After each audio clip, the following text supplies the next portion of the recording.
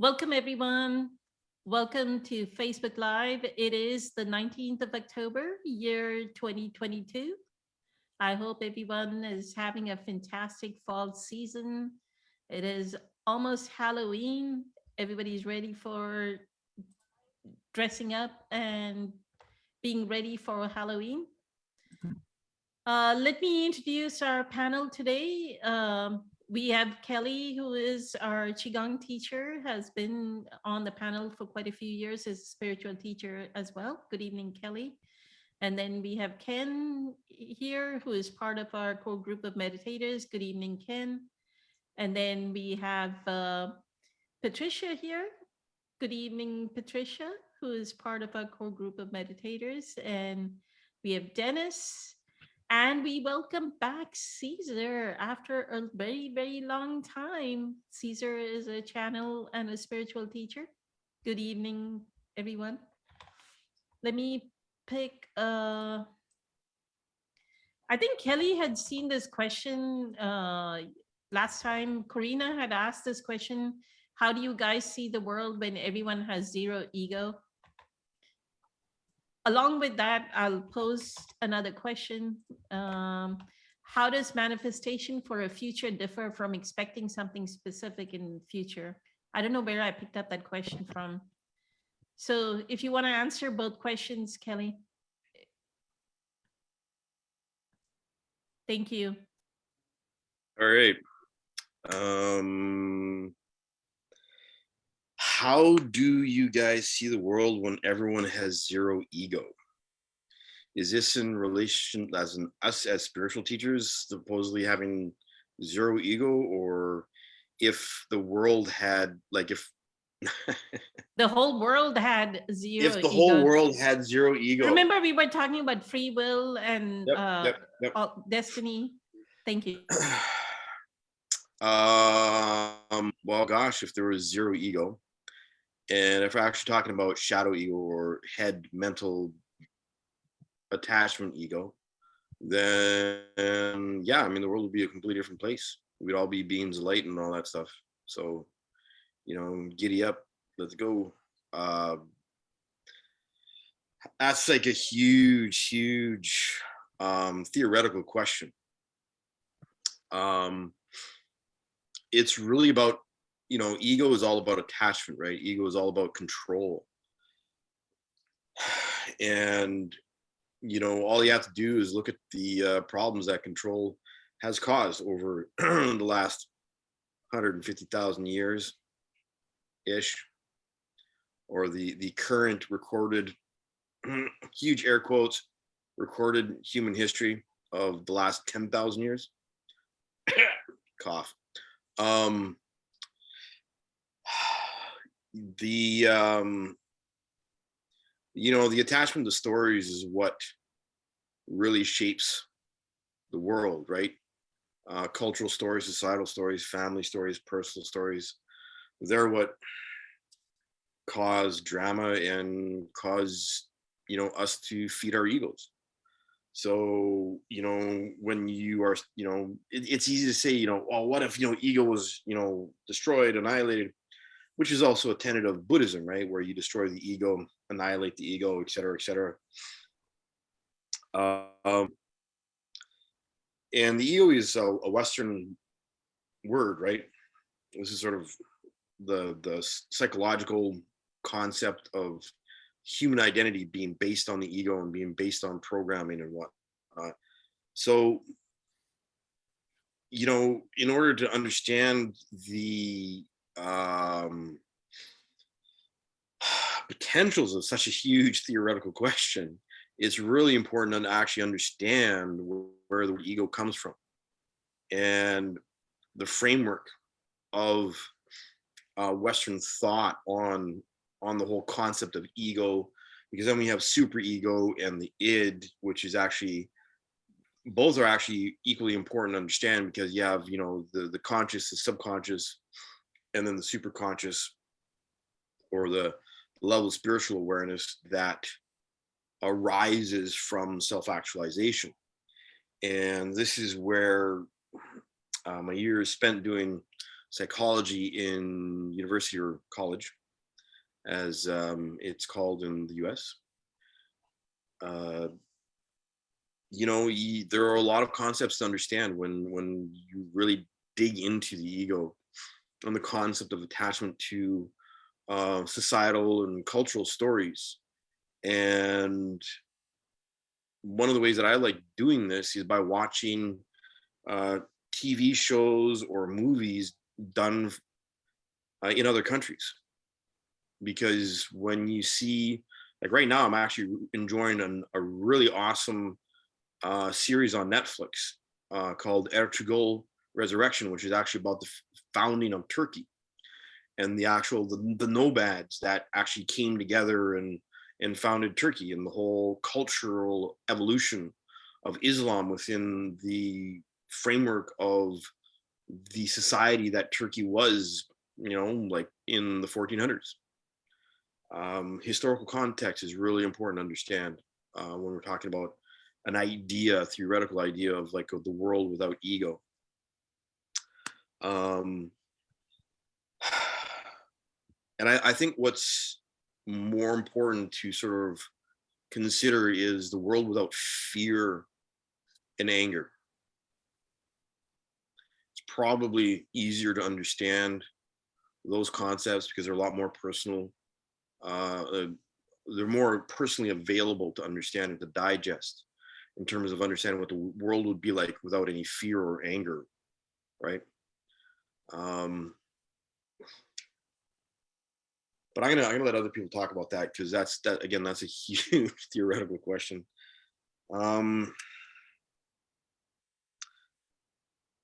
And so the second question: how does manifestation for a future differ from expecting something specific in the future? Well, that's really simple. Expectation is an ego attachment. You are wanting a controlled experience. That's what expectation is. When we have expectations, we are projecting outwards, astrally, mentally, from our third eye, energetically, usually, to control an outcome. And when you try and control an outcome, and you're trying to be in alignment with spirit, the two don't actually mix. So when you are actually manifesting something, I mean, you can manifesting and expecting something specific in the future are the same when you are in your head, when you're not attached to when you're not connected to your heart, and when you're not aligned with spirit. They're exactly the same thing. There's no difference. When you are actually manifesting or trying to create something new, there's a lot that goes into actually holding space for that energy. And this is why being present with ourselves and being aware of our emotional states and our emotional information, our stories and our attachment to all these stories is so important, because when you understand your attachments, you understand how you project and how you control your reality and yourself and those people around you. And most people will never understand this. And that's just the way the world is. It's unfortunate. I mean, at this point in time, in this wonderful era of chaos and madness out there, I'm not going to say anything too political because we're not on a political panel here. But boy, the difference when you are in alignment with spirit, what happens more is precipitation, like a wave coming to the sandy shore, versus throwing a rock at the water and expecting the water to move. That makes sense. So when you are actually in alignment with spirit, what you are doing is you are anchoring, you're holding space for a specific type of reality that you want to create from. And you need a great deal of awareness of yourself in order to be able to hold space and to be present with this little mustard seed. With this little mustard seed, this idea, this faith to hold this space. And when you are holding space to manifest from spirit, from your heart, it's completely different than expecting something. And this this is where our ego and our shadow love to mess with us. And this is really important. And this is why it's so important to practice emotional stability and build yourself a toolbox of understanding what your feelings are telling you, what information you are feeling, and how to step into observation and how to be present physically instead of thinking it's all about the mental gymnastics that you can do up in your head so that you can like add 2 and 2 together and squeeze out 7. That's the way expectations work, right? We have 2 and 2 and we throw them together and we think we're going to end up with 7, and it doesn't happen that way. 2 and 2 is still 4. That's just, one of those universal laws. Like, you cannot mix oranges and pine nuts. So our ego and our shadow loves to mess with us with manifestation and expectations, and loves to tell us that it's okay to expect things and assume things. And we grew up, and this is part of the illusion. This is how we are taught in school to expect that certain outcomes, if you follow these steps, are going to always be like this. And it's a lot different when you are actually aligned with spirit, and it's a lot harder work, to be perfectly honest. A lot harder work to hold space, to manifest, and to precipitate the rising of spirit and the wave of creation, and hold that space and allowing the wave of creation to come into 3D reality. It takes a lot of work. And this is where the book, The Secret, really falls short, because it's really easy to manifest if you're in your head and you're actually projecting. And sometimes a lot of people misunderstand synchronicity or things happening at the same time as being manifestation, when they're an aspect or they're a reflection of manifestation and precipitation. They're a reflection. But it's like the Zen koan, or the Zen story of, these 3 monks walking by, and one of them pointing at the reflection of the moon in the pond and going, "Look, there's the moon." And their teacher going, "No, that's not the moon. What is your mind doing?"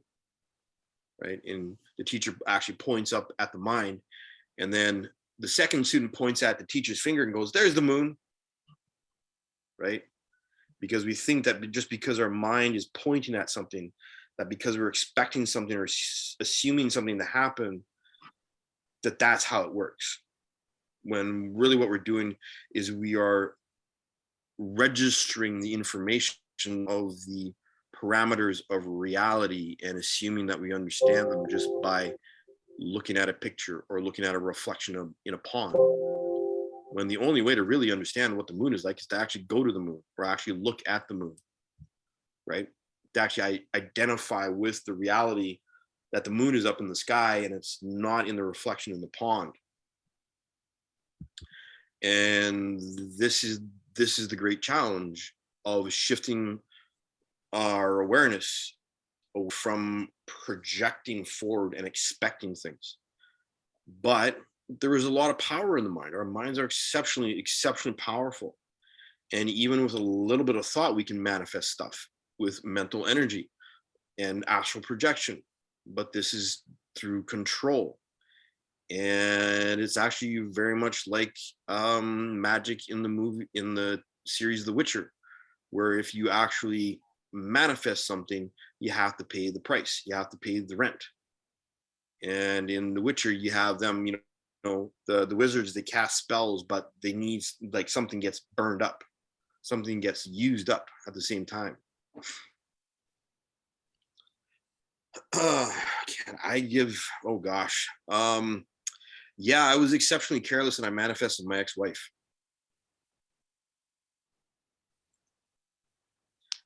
I kid you not. I know the exact moment. I know exactly where I was. I remember exactly what time it was, and I remember that feeling, and I manifested my ex-wife. Further along, I also cured her cat of cataracts just by wishing, like, again, same type of energy, same type of moment, just pure honest love for her pet cat and cured it of a cataracts. And the cat had had cataracts for like 3 or 4 years. And it's just, that's what love will do, right? Or that's what the power of intention will do. And, you know, I used to be really, really good at mentally and astrally manifesting things like parking spaces. Parking spaces. When I figure out how to actually manifest from spirit, like a gold bar, you know, there are, and you know, and there are lots of little miracles in everyday life that we actually do manifest for ourselves, and we don't give it much thought because we've grown up taking these little things for granted. You know, how we manifest our clothes, how we manifested our homes and our lives that we have, and bringing the people into our lives that we have. This is all about being present with ourselves and all about choosing, right? Because choice is what manifestation is really about. But it's the energy, the source, the origin of the energy of that choice that reflects outward into 3D reality. And yeah, my ex-wife was probably the greatest learning experience, or one of the greatest learning experiences. And you know, once I stepped away from that space and stepped away from my ex-wife, and we separated and whatnot, a whole bunch of people that I've been dreaming about my entire life in terms of like going back to being precognitive and those kinds of questions, a whole bunch of people that I've been dreaming about my entire life suddenly appeared in my life. And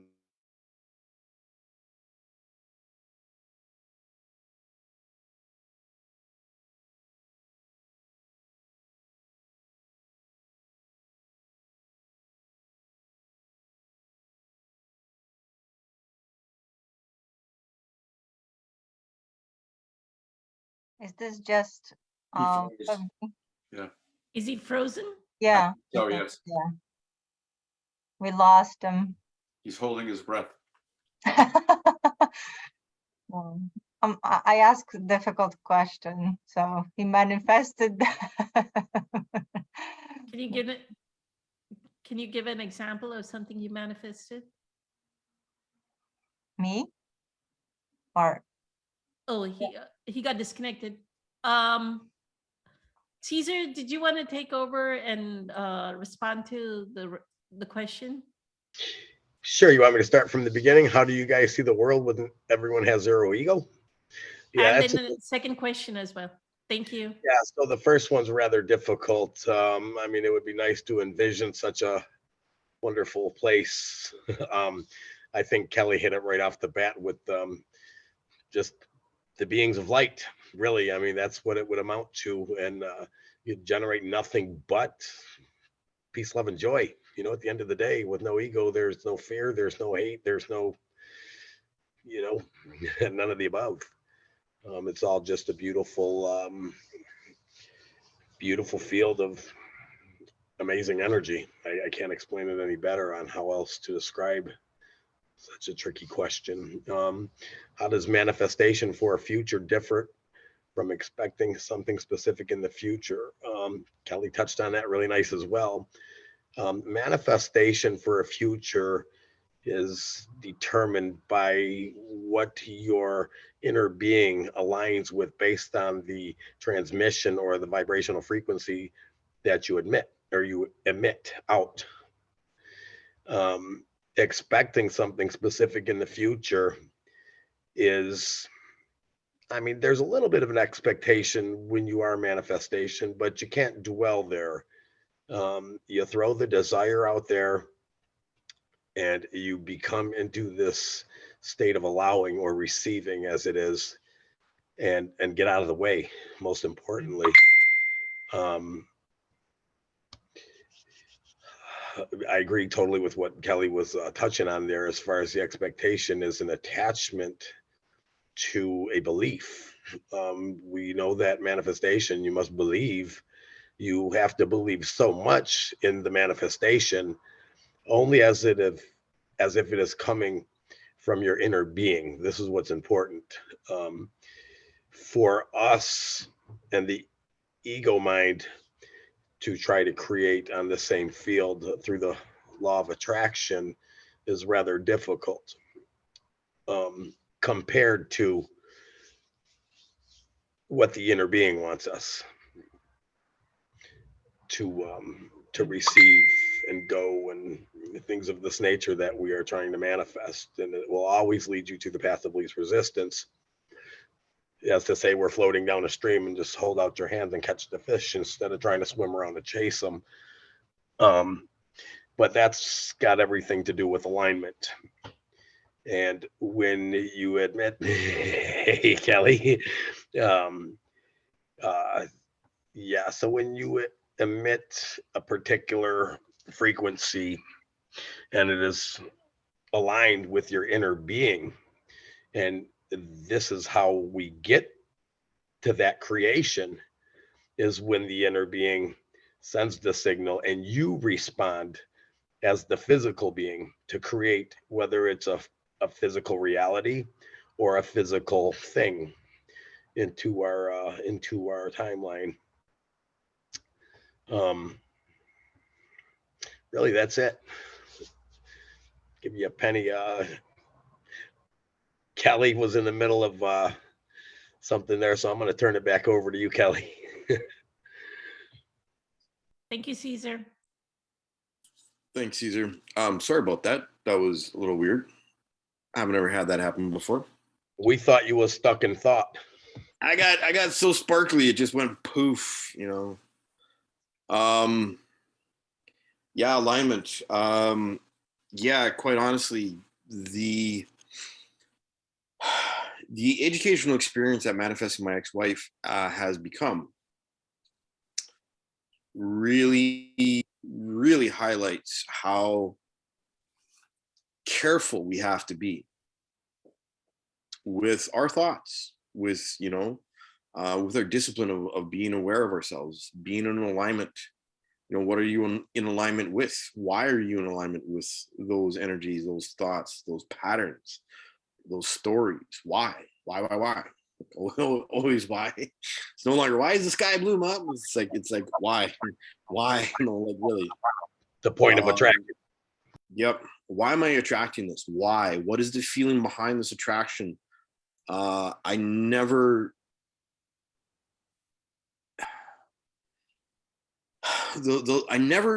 understood until I realized the implications of having manifested my ex-wife and that whole 11-year educational experience, that thorough education experience.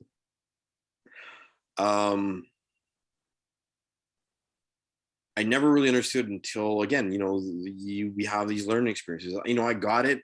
You know, I understood that I could manifest things where I could go and find things and, you know, manifest parking spots and a good meal and this, that, and the other thing. And I've always been really good with timing. But the moment that I manifested my ex-wife, I was actually working through a great deal of loneliness that was actually coming to the surface. And instead of actually letting myself feel, I projected onto the information how much better my life would be if I had someone to share it with, right? So I judged the life that I had. I didn't understand the space of all this information coming up. And I judged myself for being lonely. This is like 25 years ago now. And, you know, and it was, and I recognized that space, and I knew it was like, oh, I could feel someone, you know, there in my energy field, someone close to coming into my life. And I was like all excited about that, except I did not understand the feeling. Yeah, be careful what you wish. Oh gosh, yeah. Ooh. I am so deliberate these days about my thought process, my interaction, my internal dialogue. You have no idea.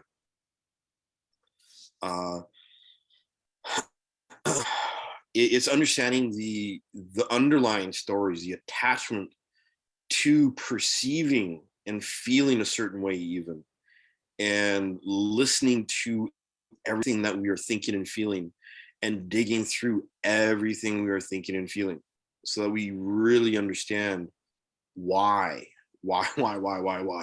everything why, and to leave no stone unturned. Like literally, I'm on a pebbled beach, and I am going to turn over every single stone on the top layer, the second layer, third layer, fourth layer. I'm gonna go get a shovel and a hoe to make sure I dig through absolutely everything, and I'm going to go and find my guides, my helpers, so that I like literally dig up the entire beach and leave no stone unturned. Nothing is going to be unanswered.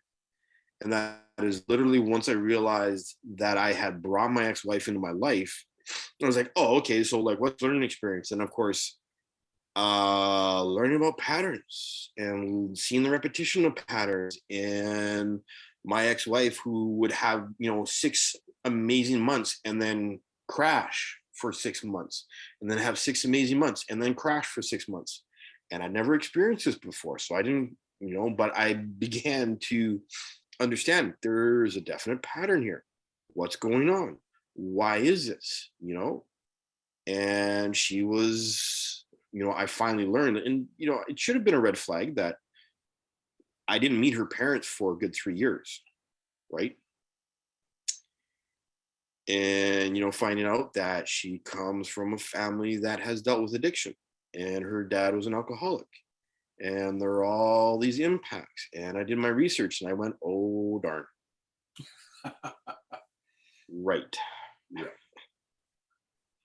Patterns, programming, emotional walls, and all these other things that I had read about. But here was my learning experience. Here was my PhD level of going, oh shucks, gosh, dang it, in other sailor type words, of realizing what I got myself into, and how not naive I was, but how my own belief in the good in people had blinded me to seeing patterns, and how I had blinded myself, and I'd chosen to be blind. And of course, now I look, hindsight's 2020, and I look back and go, yeah, there's some things from, my mom and dad that I definitely broke in that marriage, that I broke in that relationship. And, again, it's learning experience of the feelings. This is why feeling is so important to understand, because it's not just the thought process. Thought arises from the feelings, from the connections, from the energy of information. And then we have these thought processes dependent on how attached we are, how ego attached we are to our family stories, our societal stories, and our cultural stories, and our global stories, right? So there's all these layers, never mind your own personal choice in believing in stories, and how those beliefs and those attachments, those are what actually filter and focus your ability to manifest and your ability to create your reality. And we're unaware and unconscious, we just expect and assume reality to be a certain way. But once we start becoming conscious and present with ourselves and spending time with ourselves, and being aligned with our hearts, and being aligned with the presence of our higher selves, and understanding if we have the capacity to go into soul level information, heart level information for real, and dig through some of the dirt, that we buried it with, because, gosh, that's, a lot of stuff to deal with, manifesting reality, creating reality depends on how conscious you are. It depends on what kind of story you're telling yourself about your reality, and whether or not you are still assuming and expecting things out of reality based on your family, and based on the country that you live in, and based on the cultural background that you have, and all these other factors.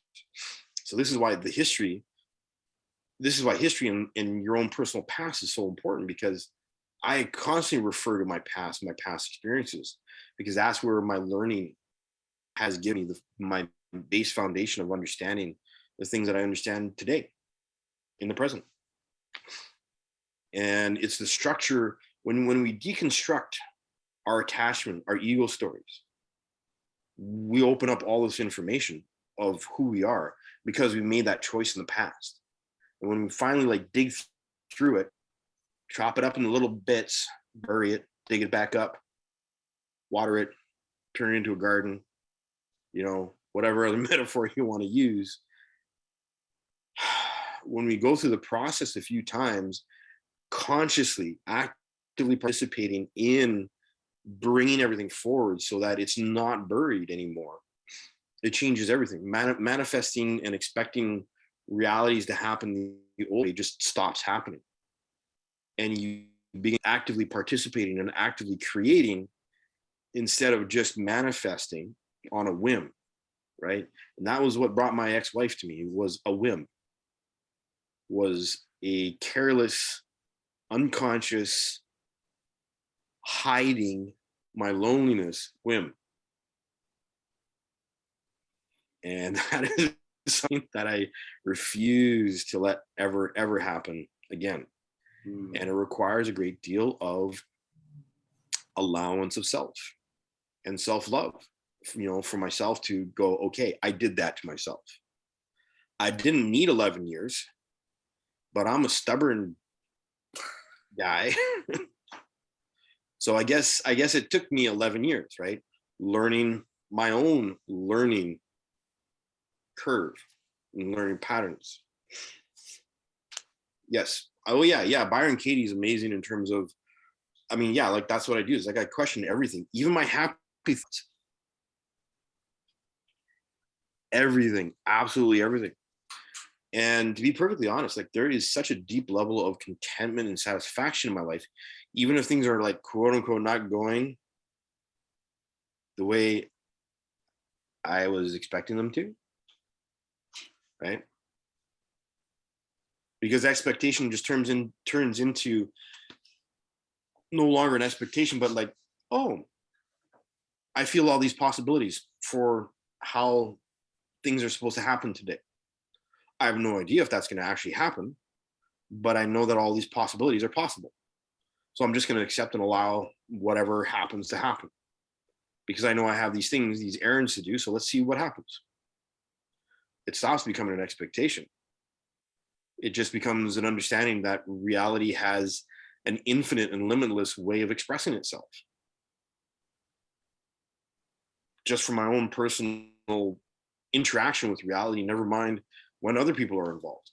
But just when other people are involved, there's multiple angles, but you maintain the focus of creating. And I think that's sort of like where the whole concept of manifestation really needs to evolve into, is not just manifesting because, oh, we want it, but allowing creation to unfold.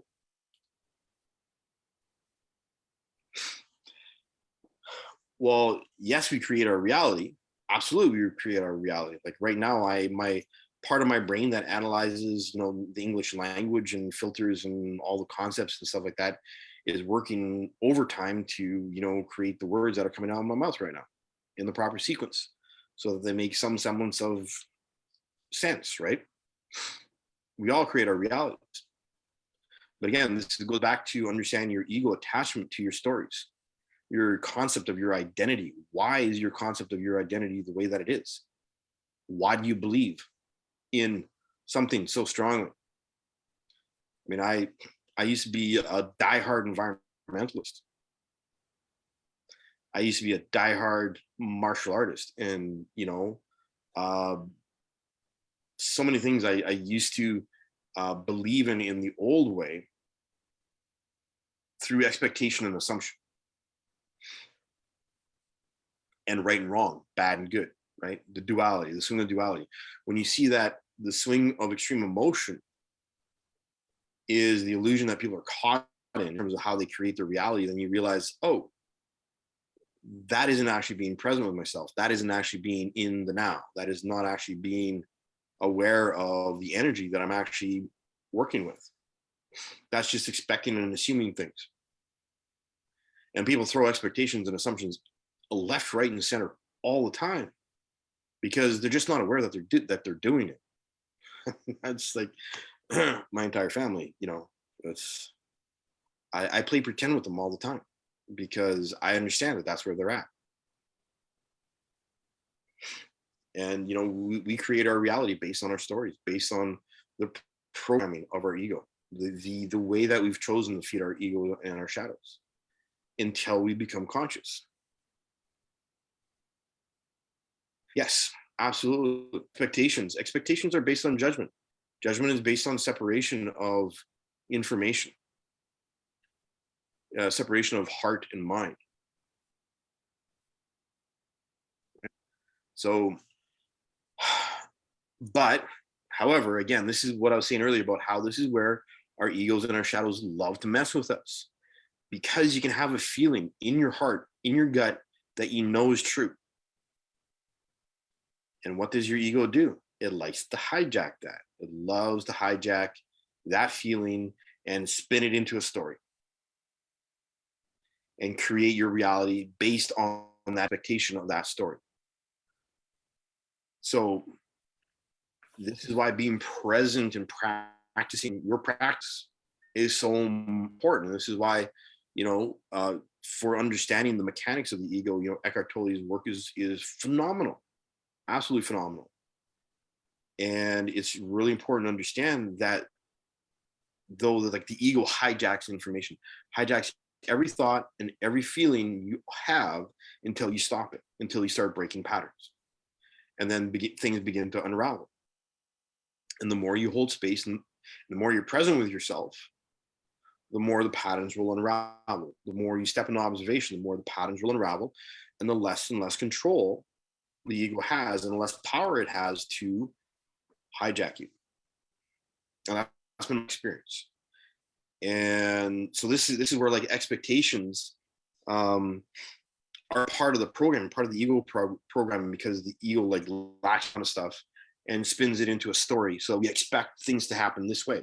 Like if you're going out for a night, it's very normal to expect, oh, I'm going to have dinner with my friends, blah, blah, blah, and maybe go to a movie, et cetera, et cetera. Nothing wrong to have expectations because you've done it before, especially if you've done it before. You have this natural inclination to believe that things are going to unfold a certain way because, especially if you've done it before.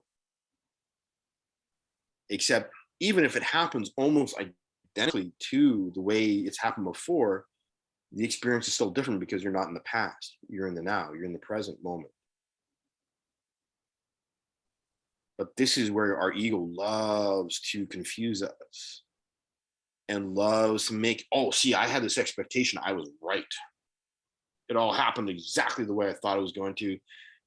So I'm right. So this is the right way to look at things. Make sense? Your So 2 cents. Yeah. Thank you, 3.5. Kelly. 3.5, 4 cents. Thank you, Kelly. When I read how does manifestation for future differ from expecting something specific in future, one of the things that Dr. Joe Dispenza says is we are manifesting by default. If our default programming is running, then we are manifesting anyway by default.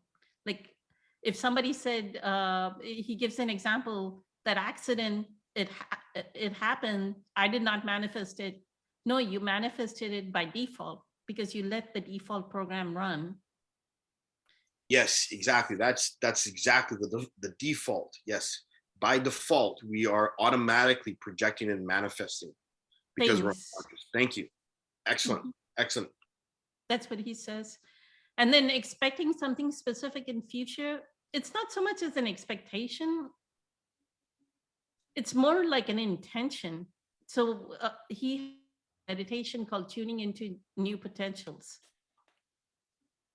And we manifest 2 potentials. And what I noticed during the retreat was the more you're at those faster frequencies, things manifest faster for you.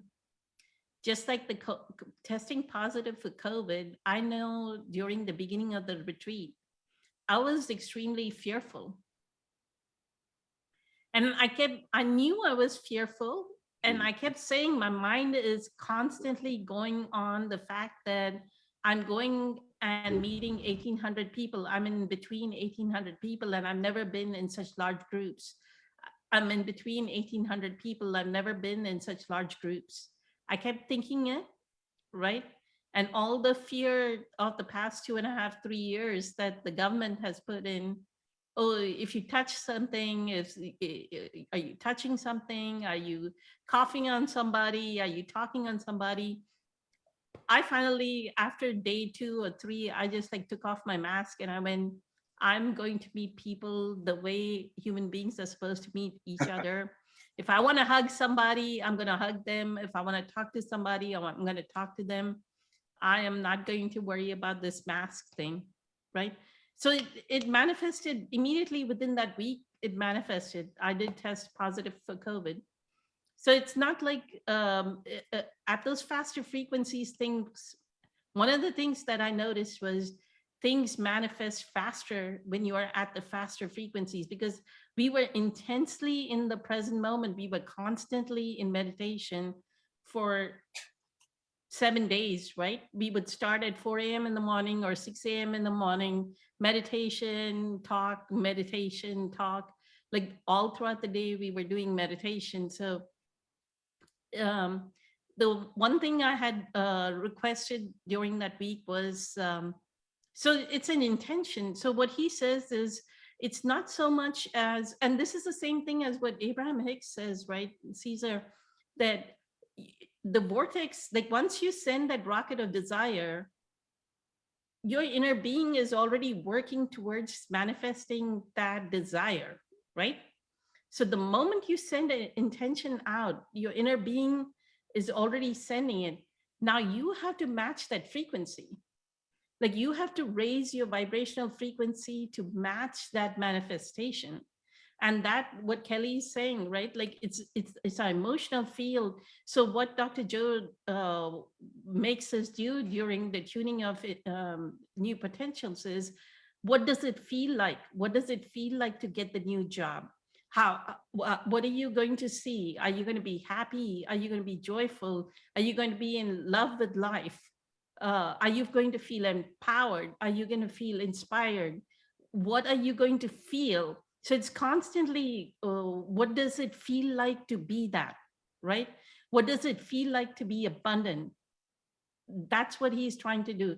It's not so much as, oh, I'm going to manifest a car, a Lamborghini or whatever, or I'm going to manifest. It's not so much as that.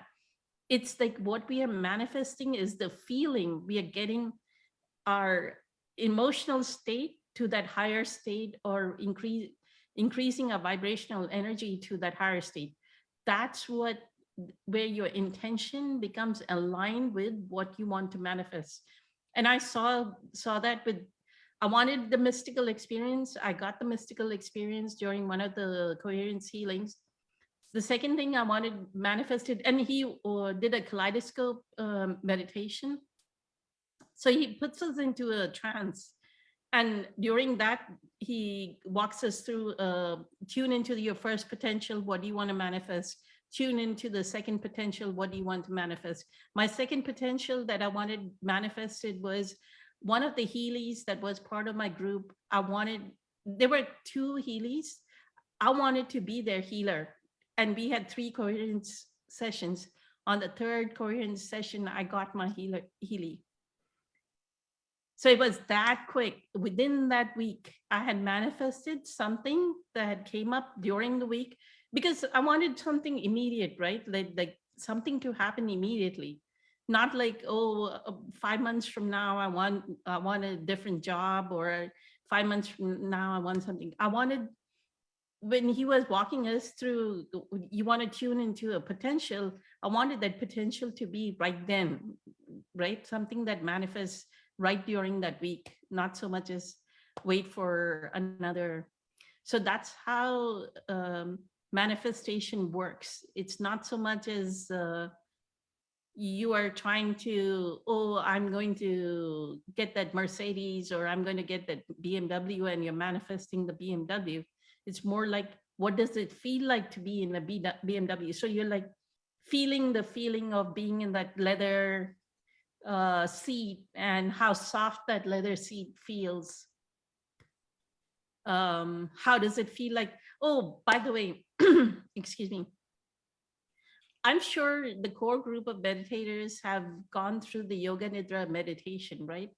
So in the Yoga Nidra meditation, he talks about being in a hammock.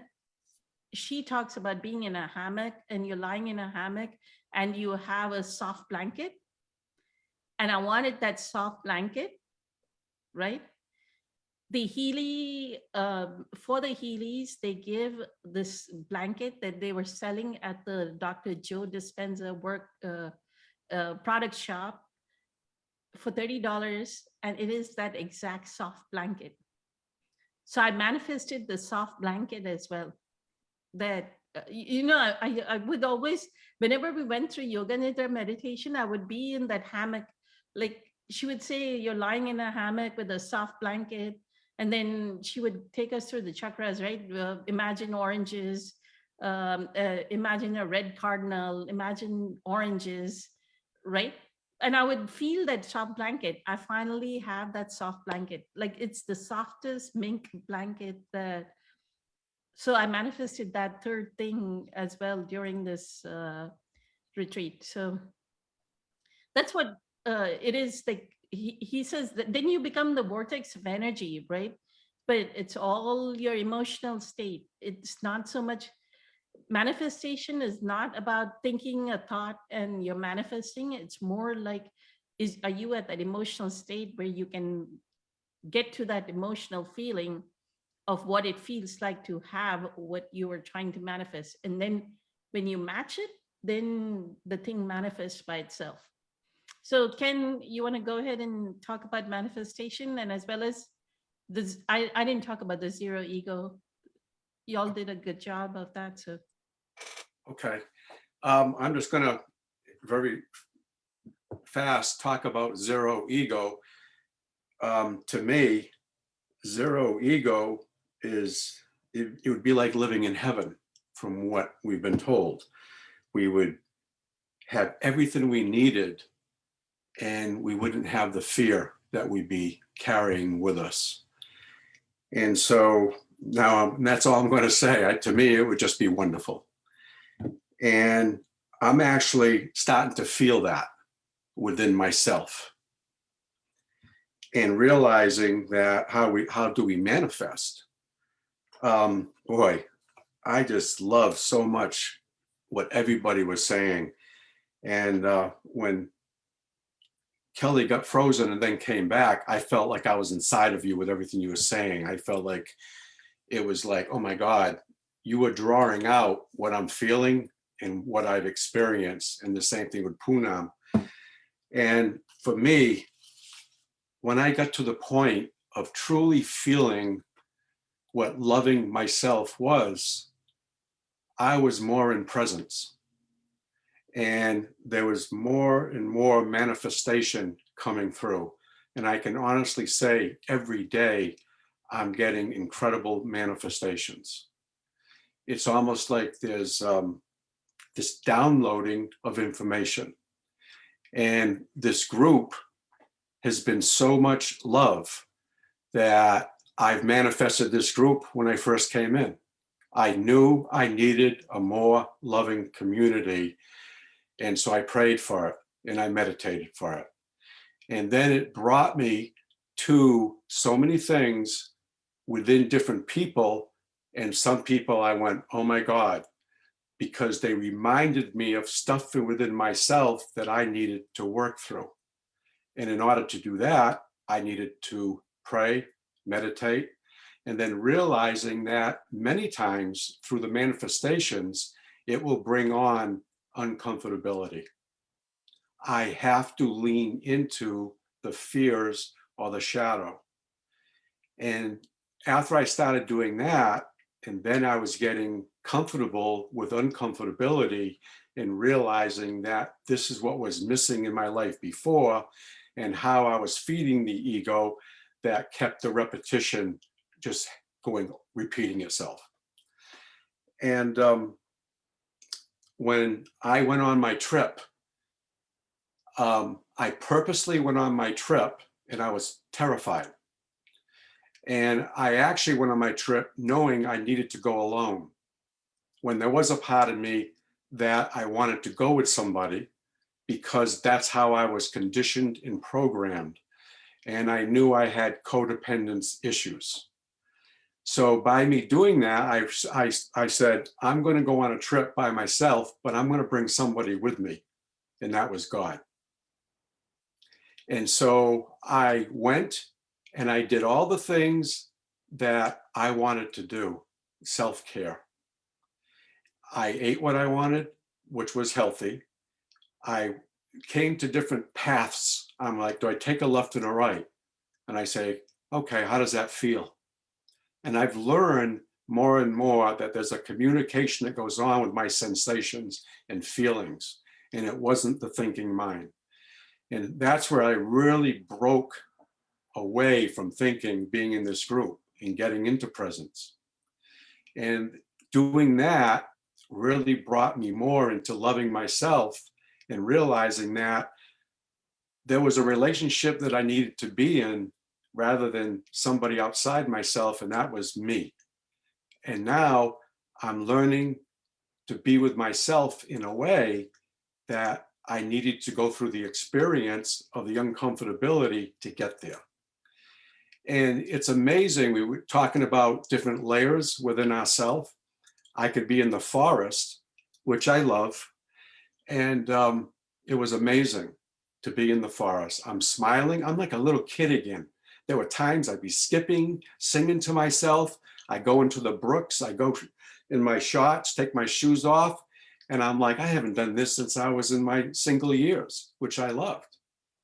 So it was so incredible about going back and to leave off where I started going off. It's almost like I started working when I was a little kid and making money.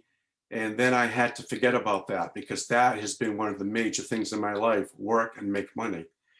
So I didn't go back. So I needed to go back into my heart and learning about manifestation.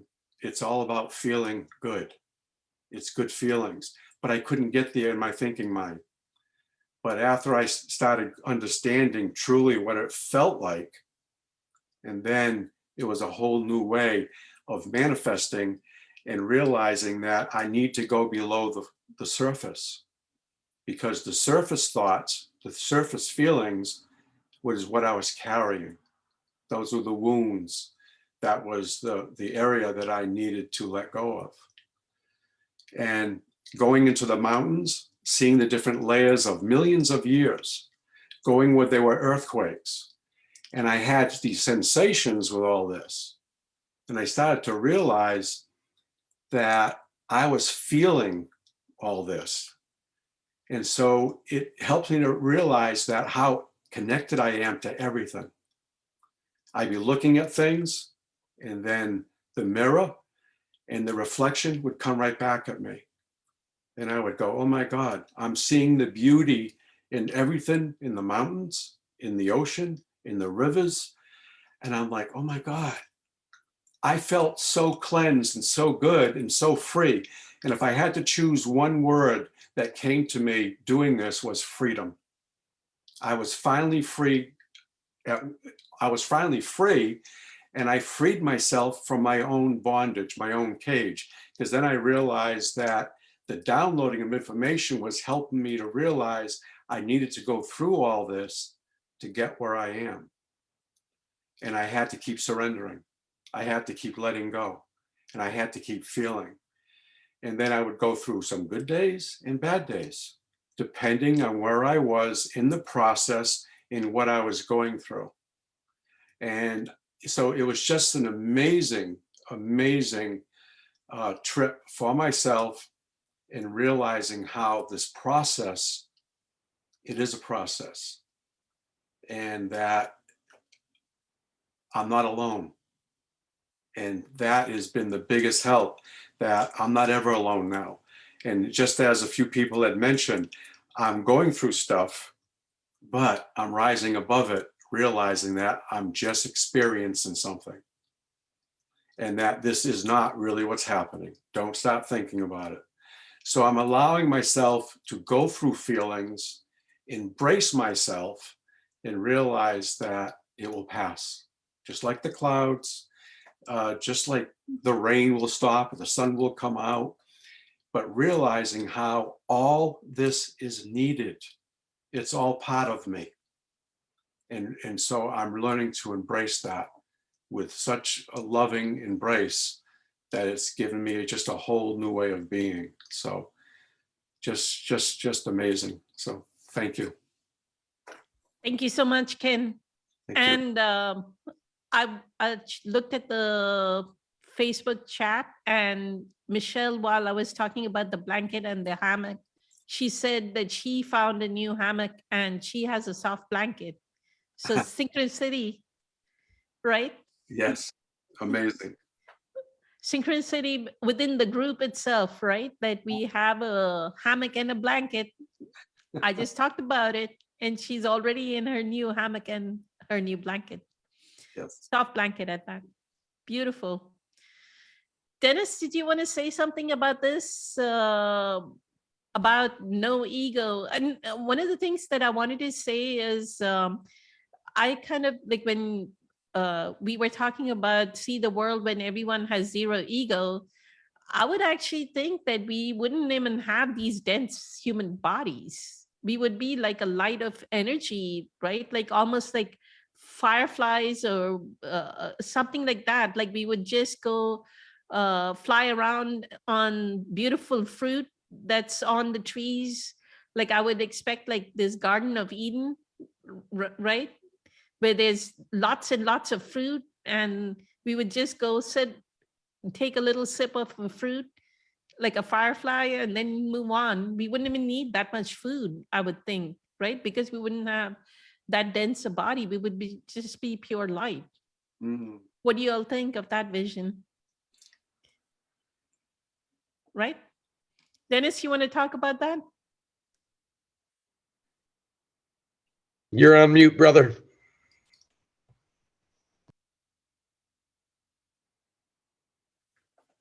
I think he's on mute. Dennis, I think your mic is on mute. I think his mic is not working because he's not on mute, but his sound is not working very well. How about now? Any better? Yes, we can hear you now. Thank All right, you. yeah, I'm not up for speaking tonight.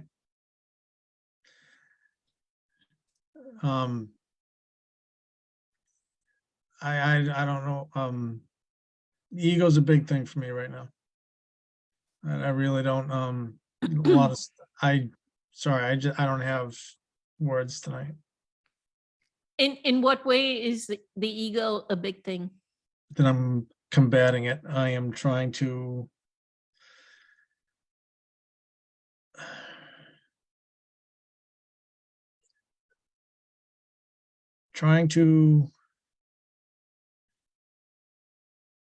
grab a hold of it, take control of it, because it's being too much a part of my life right now. It's affecting too much of my life. It's affecting my day-to-day everything. It's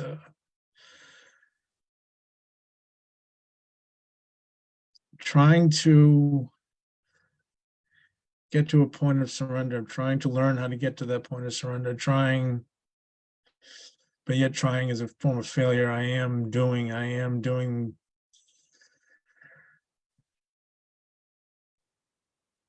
So I in need to what get out of my ways, head. in what ways does the ego want to take over, Dennis? It's leading me in thoughts, putting me in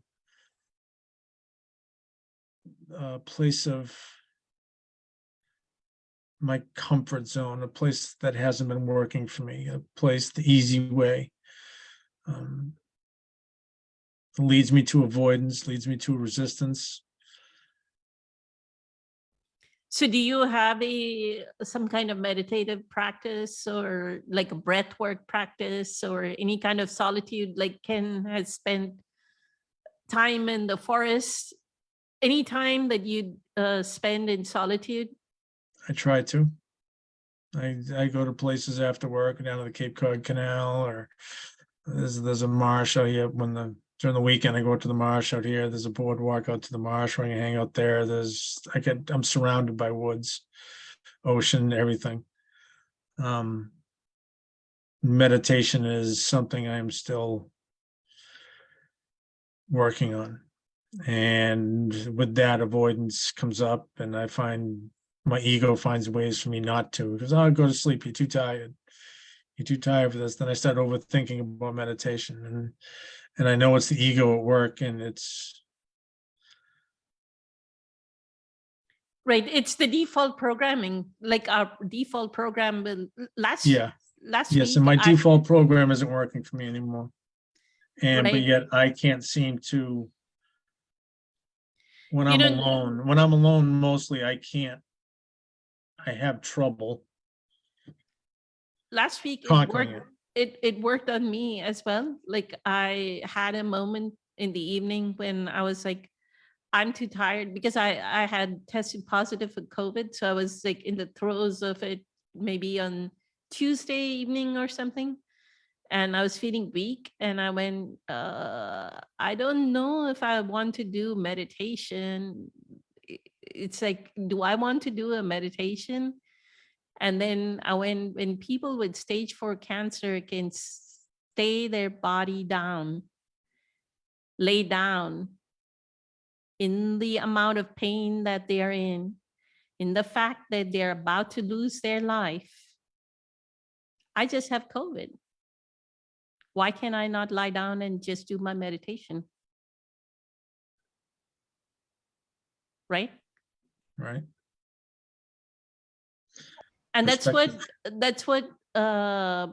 humbles us, that people have various types of chronic illness, and they put themselves through the 2-hour meditation, 3-hour meditation per day so that they can heal. Right? Mhm. So who are we to say that we cannot put ourselves through that meditative process? Because that's the one that's going to heal us. Right? That's what I- that's what brought the most healing. Like if I wouldn't have gone through the meditation, I probably wouldn't have healed as fast as I did. I'm still learning. Share something. Sure. Your way. First thing, Dennis, trying is not failure. Trying is learning. Okay. The word try is actually a form of something I heard Try- on it's just something I a heard on word, a man. TED Talk. Yeah. TED Talks. Lovely. Trying is about learning. We have to try everything so that we learn what fits. Okay. And as another man on the panel, I know that the male programming has a lot to do with putting ourselves up when we don't succeed at first. And I will tell you that I have literally tried absolutely everything under the sun: meditation, physical exercise, yoga, qigong, whatever, to figure out what fits. And this is the process. This is the process, man. This is how you learn what fits for you. It's got nothing to do with anything else other than figuring out what fits for you. And some days it'll be one thing, some days it'll be another. It's great to have a meditation practice, absolutely. Having something regular and consistent absolutely makes a huge difference. Sometimes life, though, does not allow us to have the kind of expected or expectation of consistency that we think we should have, because we figure that spiritual evolution or healing should look a certain way. And I'm here to tell you, man, it's just like healing has got no prescription. Everyone is different. Everyone's journey is different. And yeah, the ego gets in the way. It absolutely does. But when it does, it's playing its cards. It's showing you its hand. Every single time you have a struggle with your ego, that's information it's giving you in terms of how it works. so that you can disassemble it, so that you can hold space against it, so that you can observe it. Doesn't matter whether or not it's in meditation or you're doing yoga or you're sitting in nature. It can be like while you're driving to work, or like picking up that apple and putting it in your grocery basket. Spirit has no rhyme or reason. It happens when there's space for it. There is no straight line. I used to meditate regularly, like 3 hours a day, type regularly. I'm trying to get through 5 minutes. See, but when I started meditating, I couldn't get through 5 minutes. I could not get through 5 minutes.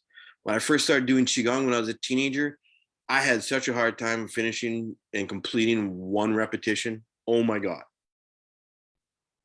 Don't beat yourself up. Do not beat yourself up. That is what your ego wants. That is the game it plays, is the judgment of your process. Do not judge your process. The simple fact that you are here, open to listening and learning, is huge. Absolutely huge. I mean, you're literally in the top 5% of humanity, to be perfectly blunt. The simple fact that you want to learn. Dude, that's amazing that you're here and that you want to learn. That in and of itself is amazing. You should give yourself props for that. That's absolutely awesome that you're here, that you want to learn, that you understand that this is something that you want to heal and that you want to understand. It's funny how I can go from major highs, like this past weekend, spending the few hours with Ken and letting everything out, and then go from that high, and it lasted, just letting everything out and understanding, listening to Ken talk and what he had and what he's going through, what he's been through. And I mentioned to him, I know I can have what he has, and it's just a matter of me going through my journey to get there. And I have to find my own way. And that's actually something I had mentioned to him, where and I'll start using the word trying. I'm trying to find out what is going to work for me. Yeah. And, Awesome. if this getting power from the crystals, or if the tarot works for me, yoga, I got to try yoga again. Had my first experience with yoga was not good, and that was with a yoga teacher I was dating, but neither here nor there. But I'm trying to find my own path. Awesome. I mean, So to find what works for me. I mean, for myself, sometimes it took 4 and 5 and 6 and 7 dozen kicks at the can before what I felt I needed actually stuck, actually stayed put, and my ego didn't have any more leverage to keep me distracted or keep me feeling down. Now, what you said about how you had that amazing high sharing with Ken and whatnot, and then you like kind of crashed, Yeah. That is part of the process. It is totally normal. Do not beat yourself up for that. That is exactly what happens emotionally when you open up and you actually do heal. You create a new space, and suddenly there's this vacuum.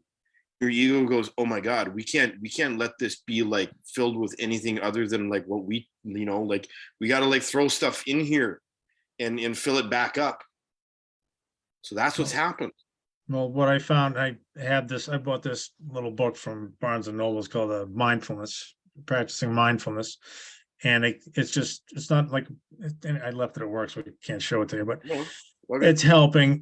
I open that up, I keep it with me in the machine. When I look at to read and things, when thoughts come up, I have to realize I have to stop. Not that I truly understand, by identifying with the thoughts, and then not identifying with them. And what was the other part? Not identifying, and then letting them go. Is that not judging them, and which I don't understand how I can judge my thoughts, because I don't think I'm judging my thoughts. And Yeah, that's a sneaky thing. That's a tricky thing to learn and to practice. It is. if Especially I'm thinking, but I don't feel like I'm thinking of anything. I think I'm just thinking of a visualization, but somehow I'm judging that visualization. But then I have to forgive myself for it, and then realize not judge, you know, So what Poonam was saying earlier about the default setting, we have default settings that we need to go back to. So what we're basically doing is like we acquire default settings, being born into the illusion. And what we're all trying to do is actually go back to our factory settings of being in alignment. And it takes a process. Like if you ever disassembled an engine or taken apart a door or anything like Oh, that, like I mechanics. grew up disassembling engines, and I'm like, the analogies in terms of like how you need to keep track of all the little bits and pieces all at the same time so that you don't lose anything, so you can put it back together better, right? That's exactly what you're doing right now. You're learning where all the pieces are as you're disassembling what's going on, so that you can put them back together for what fits best for you and your engine.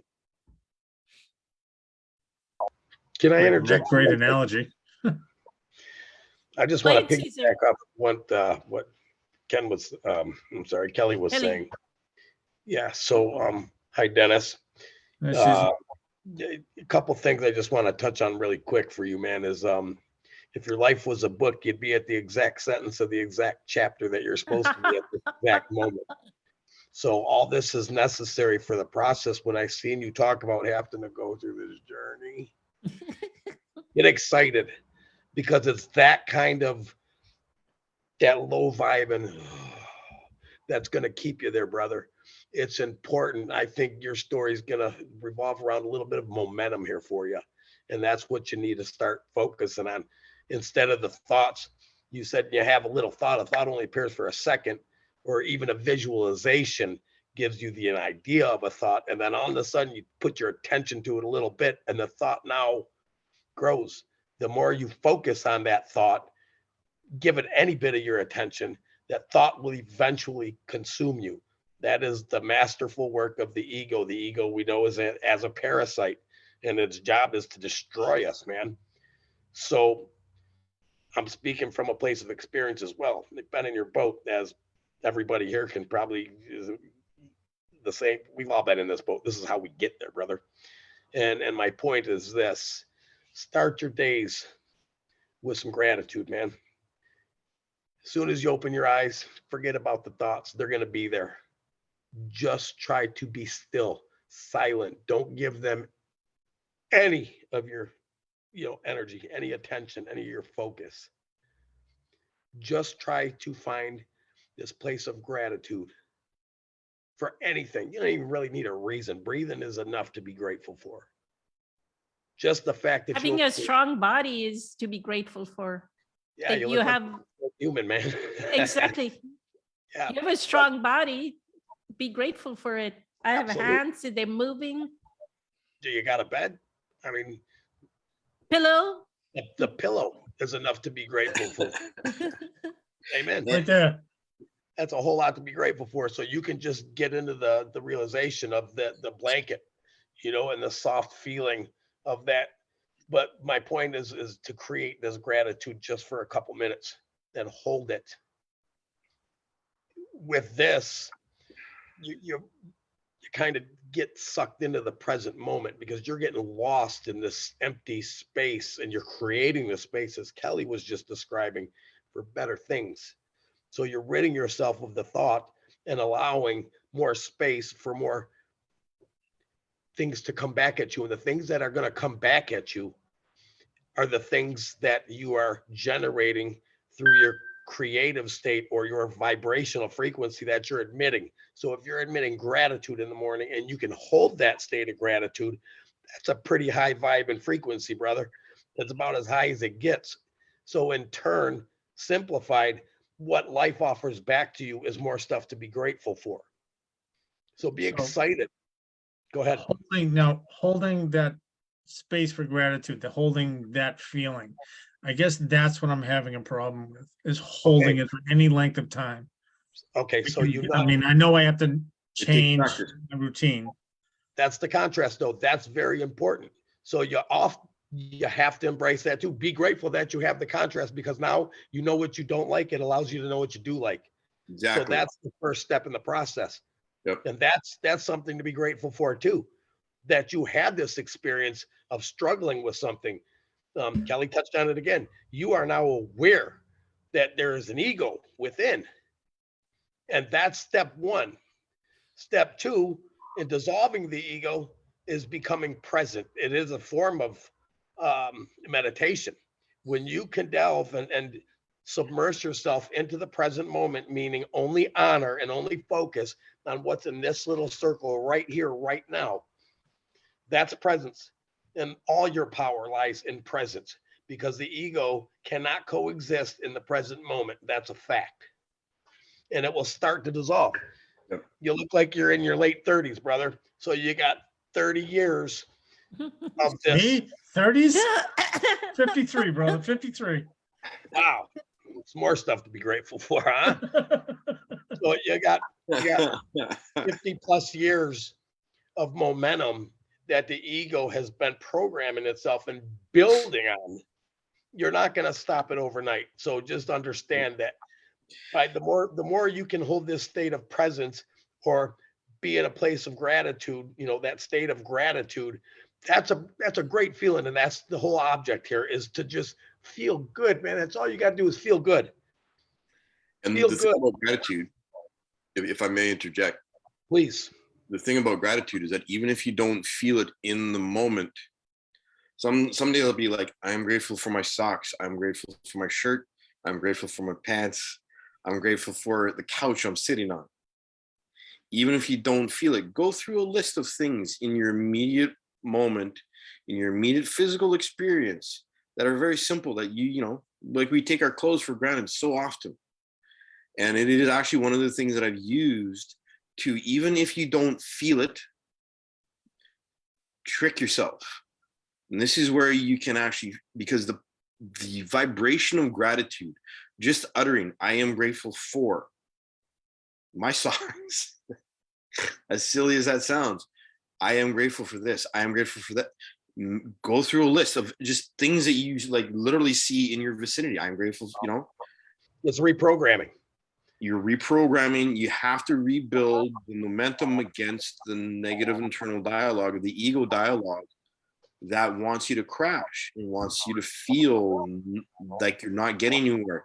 The simple fact that you had this huge emotional up and down is actually a clear indication that you are making progress, and that you have hit this unhappy, grumpy place means that your ego is fighting against you because you are changing. All right, I did notice, I did have a couple of moments today where I would get the thoughts, and then I would come to mind, remember what I remembered from being mindful Awesome. of, like, I would focus what I was doing at that moment, and one wasn't, case was, I was peeing. I'm peeing right now. I have no room for other thoughts. I'm focusing on the present. Yep. This is Yep. what I'm doing now. Yep. And I tried to do that a couple of times, and just, it's funny how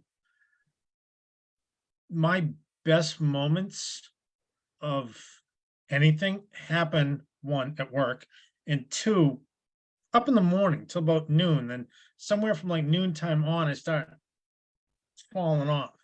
Like I can maintain, it's just funny where my peaks are, and I know where the lows are. So it's like the mornings I was doing good, trying to circle my way back to present. Then after lunch, it's like I forget about it. Sure. The default or my programming ego took took- over. The default programming took over after lunch. Yeah, Yeah. kind of, sort of, yeah. Or you could also be dehydrated. Yeah, real quick too. Being aware of your body is super important. Understanding hydration and food Yeah. was Yeah, a those game are- changer for me. Food is a major issue for me right now.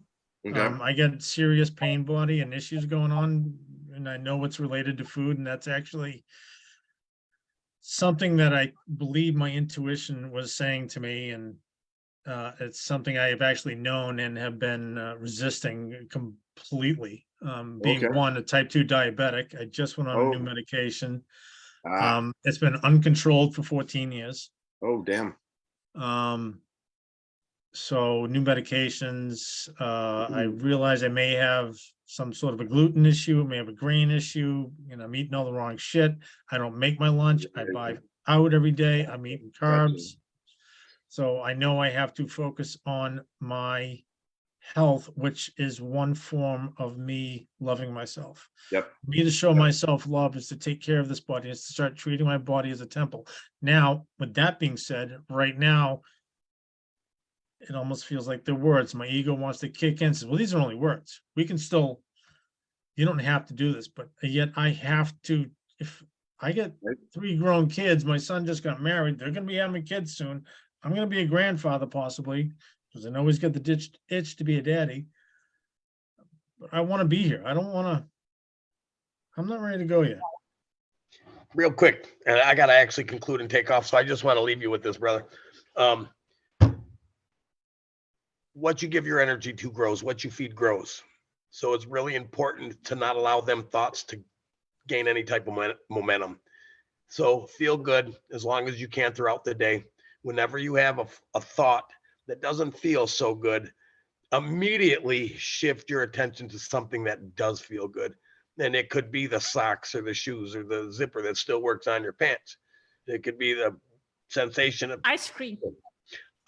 anything. Shift that. This is the key, man. I'm telling you, when you are feeling good and around noontime, part of it's got to do with your diet, we know, but it's also up here as well. You know, this triggers this. Yep. My point is that just feel good. Just feel good. Give your attention to that. That only makes you feel good. If you redirect your attention, somebody says something that's unpleasant to you and it pulls a reaction out of you. You can't talk to me like that. And, you know, I've been here for 20 years. That's the ego. Just know that. Just know that. Right. And That I when, get. when you dwell on stuff like that, it just grows. And then there's that shit momentum. I'm sorry. There's that crappy momentum. So refocus. Don't give it a chance to grow. Be back to the present. Refocus. Yep. The Yep. present, or find something to divert your attention, something that makes you feel good. The thought of, it could even be a thought. Doesn't even have to be nothing in your just surroundings. Typically, you want to be focused on your here now. So whatever that may be, the thought of being a grandfather, put your attention there. Don't allow the negative thoughts to come in and, you know, create that type of momentum. So I just want to leave you with that. Welcome to your journey, brother. You got this, man. Thank you, Caesar. Thank you Yeah. so much, Caesar. Yeah. Thank you. Yeah. Beautiful. I got to get back to the house real quick. So I will Sure, see you sure. next week. It was a pleasure. I'm grateful for each and every one of you and being part of this group. Eternally grateful for you, Caesar. See you next week, Thank everybody. you. Thank See you you. next week. Bye. Blessings. So Dennis, the other thing I would say is look at the way the thought, you know, it has a hook. Like after afternoon, your thought may have a hook to it, right? And it's trying to spin you into like a movie, mental movie making. One thought leads to another thought, another movie, another movie, another movie. Yeah. So notice that mental movie making. And that's when you bring back your attention to the present, like take a breath. Take a deep breath. And the breath will bring you to the present moment. Feel your breath come in and out. And no matter where you are, you can take your breath. Nobody's going to say, why are you breathing? Nobody's going to stop. Nobody's going to say nothing. Right? So take a breath. And that's it. That'll bring you back to the present moment, because that mental movie making is what Eckhart is talking about. That our ego is so insidious that it'll start off with an image of that aunt that told me something scathing, to that uncle that told me or slapped me, to the father that did so and so, to the mother that did so and so, or to the brother that did so and so, and it'll spiral. Or the best friend that betrayed me, or so and so, the partner that betrayed me, or the several partners that betrayed me, right? It'll spiral.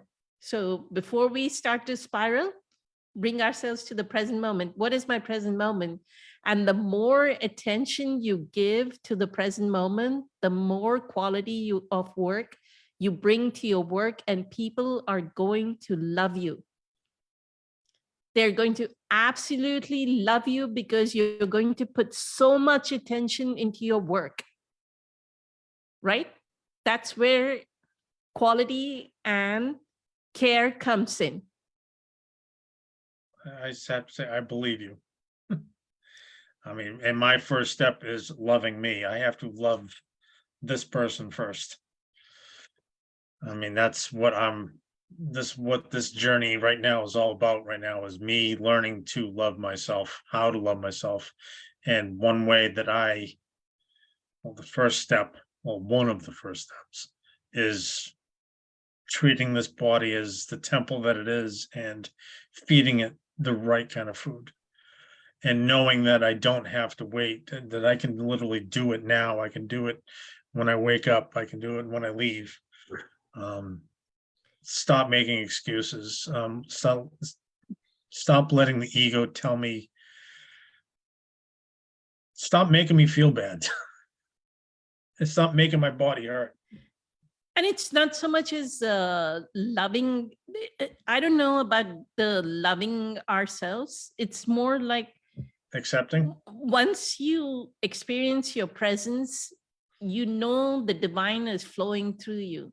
And the moment you know the divine is flowing through you, you're going to use this.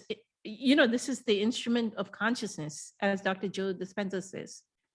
Use your body as an instrument of consciousness. So if this is the instrument of consciousness, why am I not going to honor it and hold it sacred? Why am I not going to hold this temple sacred? I am going to hold it sacred, right? And I'll go to Patricia real quick. I know Patricia and I do, and Louise, and quite a few of us do the medical medium protocol, which is a pretty strict protocol. But Patricia, you want to talk about that? Thank you. Thank you. You got some good tools today. Yes, I did. I appreciate it all. Love you all for that. And I'm sure you some of them you already recognize that you have and and we just are reminders. That's who we are here for you to kind of a little bit coach you through the journey, because we are still on our journeys and still walking, but we were there where you are at some point. So it's interesting also for me to see that I was there probably a year ago or something like that, where you are, when the ego was just driving me nuts. I was beating myself up. It's like, I'm never gonna get it, but I have to, like going back and forth. And just what I say, show up. Just come to this group, every Wednesday, come to our meditations. And even if you don't feel like it, just make a commitment, show up. And that's gonna be enough, because then the energy of the group will carry you and you will have your breakthroughs within the meetings or even after or in between, and then you can talk about it and get an advice. And I think that's the power of, I think it's called Satsanga, the group of like-minded people that carry each other, through life and our journeys. So, and for me, the biggest thing was trust the process, because I wanted to have all the answers before I started. I wanted to have all the guarantees. I had all my expectations, and trusting the process was the big thing for me. And Poonam, throughout the journey, like through every meeting, even talking to other people and advising other people, I picked and choose things that instinctively just like, wow, that's gonna work for me. So medical medium protocols, all my life, I was, even when I was young, I believed that the way I eat, I want to nourish my body, not make it sick. And, as a young, obviously, kid going to parties, everybody smoked cigarettes, everybody drank. But there was some kind of belief that, yeah, I want to be like them, but then every time I did it, it would make me sick. I couldn't abuse. I was telling him like I can't even drink like you guys. I can't even, because it makes me sick. So I had to like make a decision for myself. It's like, okay, I'm just gonna have a half of beer for the entire night and then drink water, just to kind of, be with everybody. So you will pick and choose from everything we're saying, and maybe one thing will work for you, but just be open, just make the decision. It's like, I'm gonna be open. I commit to be open, and just some things will just go right through you. You won't even remember that time, and some things will stick. It's like, it's almost like you already have the answers within you. Yes. We're just kind of pointing it. It's like, oh, that's why it works, because you already know that. You just have to get that screen of ego. I'm waiting for out those of- things to stick. But even during this conversation that we had, I'm sure each one of you can see that we already noticed changes within you. From when you started talking, it's like, I really don't know, I don't want to talk about. And then, we gave you the presence, listened, and then things just started pouring out. And then look, Kelly gave you so many advices, Poonam, Kenny's walking you through it, on even outside the, the Yes. Zoom. And Caesar, I mean, it's incredible. So, your presence in this group and letting us see how much we have to offer you and how much we recognize our own journeys, it's incredible. So That- give that credit to your being and just show up. That's my being open to receive. Yes. Huge. And medical medium will help you huge through the physical part of it. It did it for me. So that's when Poonam, Poonam and Kelly, one of the few first meetings, because I had anxieties, I had this and this, and I knew that just meditation can do it for me. I need to do something physical. So Kelly's Qigong, certain exercises when I can actually do both breathing and concentration and through physical movement. I mean, I cannot sit in meditation like Poonam can. Never, I need to, because my body gets uncomfortable. So I need to do both. I need to do the meditation with movement. Mhm. So that's how my mind works. And I found mantras very useful because, like, you noticing your thoughts, they were pulling me so much. So I said, you know what? If I have a habit of just completely constant thinking, and I can't, let me at least think what I want to think, not just random programming coming on. So mantras, because I couldn't understand the Sanskrit mantras, because I couldn't understand the word. So my brain couldn't judge it. I would just repeat, Om Sam Hum, Namaste, just sounds that in my language, because I'm originally from Poland, didn't mean anything. It didn't really mean anything in English. So and that's how I would let the other thoughts go without attaching myself to them, because I had something to replace it with. And it worked for me in that moment. Right now, I don't even need it as much anymore because I'm moving away from any, at this point, attachment. It's like, I don't have to have much. I can be just present without, but on a different, every stage of your journey, you will just pick and choose what works then, but just be open to different things. So you pick and choose. It's almost like gonna become pretty naturally. Like in the beginning, Poonam just went for this incredible a retreat with Dr. Joe Dispenza. When she introduced me to Dr. Joe Dispenza, it was in the beginning, I just found it too aggressive, maybe that's the word, because of my expectations of what the meditation and the experience needs to be. Because I had the certain expectations, so it didn't fit it.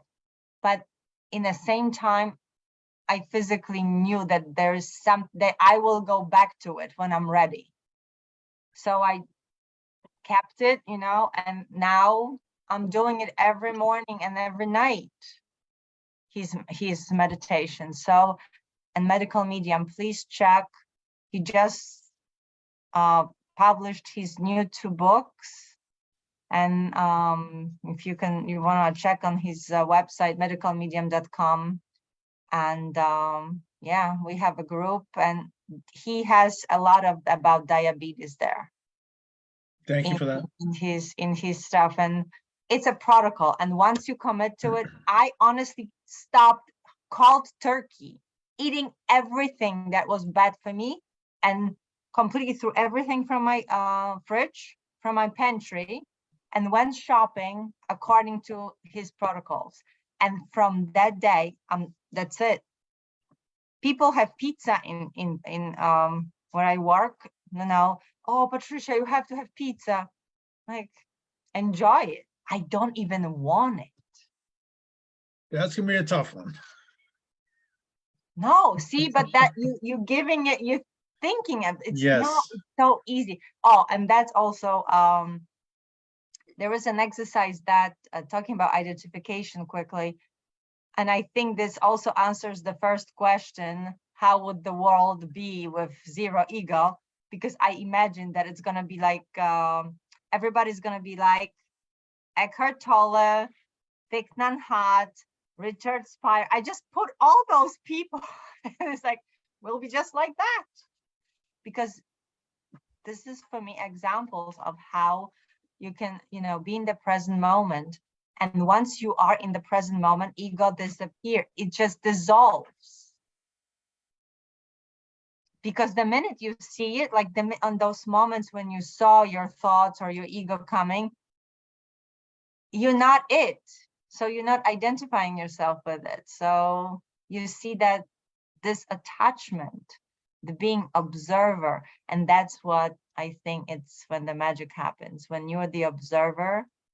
And Eckhart Tolle have the exercise when you're supposed to write everything you are. I am man. I am 53 years old. I am a father. I am American. I am, whatever. It's like write the entire list of what I am, and then either rip it or erase it, everything that it's except I am. And then you will start seeing identifications, because you will start recognizing them when they show up, and you will realize in that moment that you're not any of it. You just are. Mhm. So what Kelly says in the beginning, she also says, like, he repeats that mantra, I am love, I am light. That takes it. It's such an incredible liberation from even from your body, from being diabetic, from being certain expectations of other people. It's like I am love. So when you say I have to love myself, you already are love. You are. Ken and I actually talked about that over the weekend. Yes, Right? agreed. Thank you. Grace and the gratitude also helps me, just saying thank you. I honestly, there was research also done by one of the other spiritual teachers about certain energy of words, and thank you has one of the highest vibrations. So just repeating thank you. And even Eckhart Tolle says, if there is only one mantra you repeat throughout your day, let it be thank you. It is it is a regular practice. Exactly. So you are already on it. So just don't try to like jump ahead. Be overcritical, overthink it. Yes, yes, you are in a perfect moment where you need to be. That's what Eckhart says all the time. That's a perfect moment where you are. And just thank you, be thankful for it. Thank you, I'm being here now. Exact right moment with exactly amount of people. Exactly, so it's that gratitude vibration, very high vibration. Eckhart book. There you go. You are surrounded by our, yes, we all read this. I also get that one. I get that one too. That's one of Awesome. my favorites too. There you go. So just come to our meetings and just enjoy it. Every meeting is, oh, we just talked about 4 agreements. Yep. This is mine. Let me, if we're sharing, and you. Yep. The nature of personal reality. I'm like 1/3 through it because sometimes each entry is just so powerful, and also the Tao Te Ching. I got so many books above me right now that I gotta finish what I got before I move on to anything else. But again, you just pick one, sometimes open the page Yep. and whatever. I play I'm playful like this. I'm just like, what am I supposed to just open in the morning before I go to work? Oh, on what page for a second? Even the stillness speaks. That's how I play. Open, just close my eyes, flip the pages and read it. And then just take it with me. Let the spirits guide you. Yeah. Thank you. You're very welcome, and I'm glad that you spoke, because look, you open up the entire conversation. And the second question quickly, about manifestations and expectations.